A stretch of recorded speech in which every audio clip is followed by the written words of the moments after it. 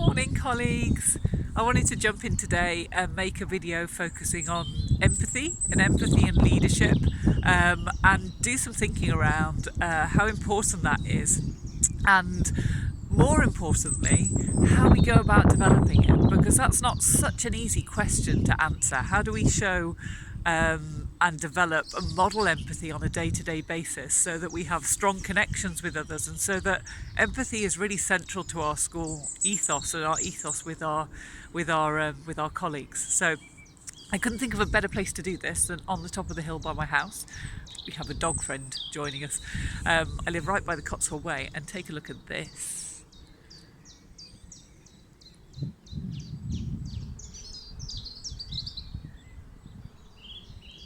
Just gorgeous, and if you'll have been listening, you might be able to hear the birds tweeting. Just lovely. So empathy.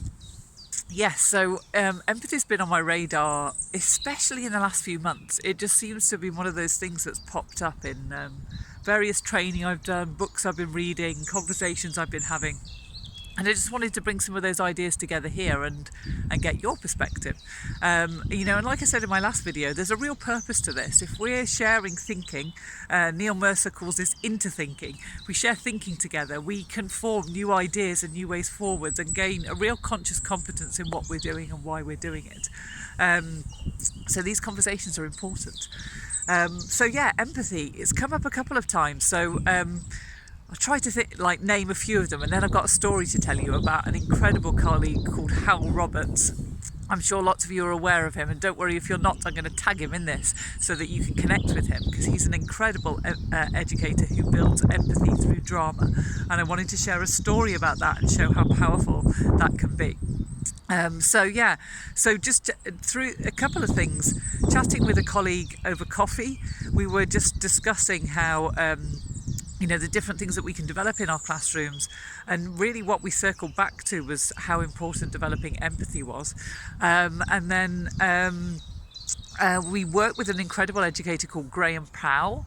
Some of you may know of his work. He's co-authored lots of books with Guy Claxton, who is also my co-author, and has spent his career developing the learning power approach in schools across the UK and Ireland, but across the world. And he walked us through a lesson in Learning Pioneers, a learning community, that he might teach with students to build empathy, and that it was very moving. And I nearly cried in it, and it made me think, should we be making children cry more in a good way, in a way that we're building compassion and connection and really caring about what we're doing, and there's humanity in what we're doing. And when we circled to the end of his lesson, he said, really, at the end of the day, what we're trying to do through many of these lessons is build empathy and connection.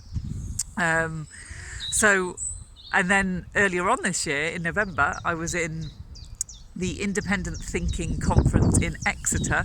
And again, independent thinking are incredible. If you go to their website and look at all of their associates, you're going to get an incredible educator who will raise your thinking and raise what's going on in your school. So one of those is Hal Roberts.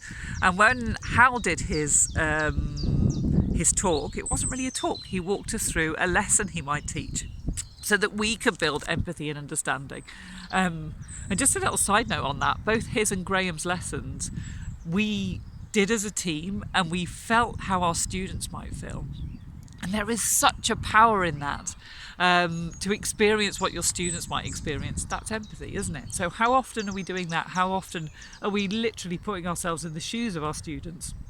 Not literally, not actually putting their shoes on, but experiencing what they might experience in the school day, so we know how that grapple feels, or how it feels to be a learner in our classrooms and our schools. But I wanted to describe Hal's lesson and see how you feel about this and what you think about this.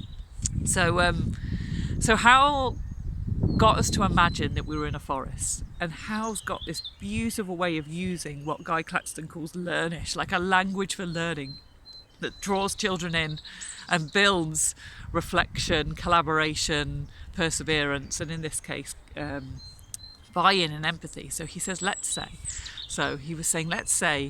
we're in a forest and we live in this forest, And in this forest there are lots of trees, and he named the tree, one of the trees in the forest, and it was the Tree of Hope, I think.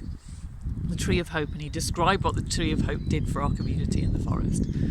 And then he invited us to walk around with post-it notes and label another tree in the forest, so we got to have ownership about naming that tree. And we were invited to walk around and see everybody else's labels of the trees in our forest. So we walked around and saw what everyone had to offer. So not only have we had our own ownership and input, we could see what everyone else had put, and now this forest was ours. And again, the power of we, the power of ours, is such a tiny, tiny thing. But if we're talking about we and ours, it's ours together. We've created that together, and that creates connection and buy-in. So then Howell invited us to, we talked about the forest, and then he said, do you know, there's a wolf who lives in this forest. And he said, turn to the person next to you and gossip about the wolf. So that was easy. We all know about wolves in stories in forests, so we all had a good gossip about the wolf. And then when we finished, Howell said, what you didn't realise was that the wolf was on the edge of the forest when you did that, and he heard you. So my stomach fell to the floor. I was gutted. And actually in that moment, he modelled that might be a really nice place to take a break with the children. They could go out to play, and I can just imagine the children going out and taking that into their play and talking about, what did you say about the wolf, and what should we do, and this is terrible. And when we came back, we were invited to decide what the best thing to do was, and of course everybody said we need to go and find him, we need to go and say sorry. So Hal then took on the role of the wolf, and Hal, I have to say, you made a very good sweet wolf who we all felt very, very sorry for. So we went over to Hal the wolf to apologise, and he let us just spontaneously speak and share our thinking. So one person said, Wolf, we're sorry, we didn't mean that, and we'd just like to come and say sorry. And then the next person said, after a little bit of time of thinking, what's your story? What's your story, Wolf? We want to hear your story. And that even makes me feel quite emotional now, because I just think from a totally natural way of that buy-in and just letting ideas emerge and getting that witness in the classroom, Hal managed to extract a piece of learning that you couldn't have planned for, which was, what's your story? And wouldn't the world be a better place if we all just took the time to ask the person next to us, what's your story? Isn't that like empathy in a nutshell? So yeah, that really is just stuck with me ever since. Wouldn't the world be a better place if we were asking more people about their stories to really understand where they were coming from?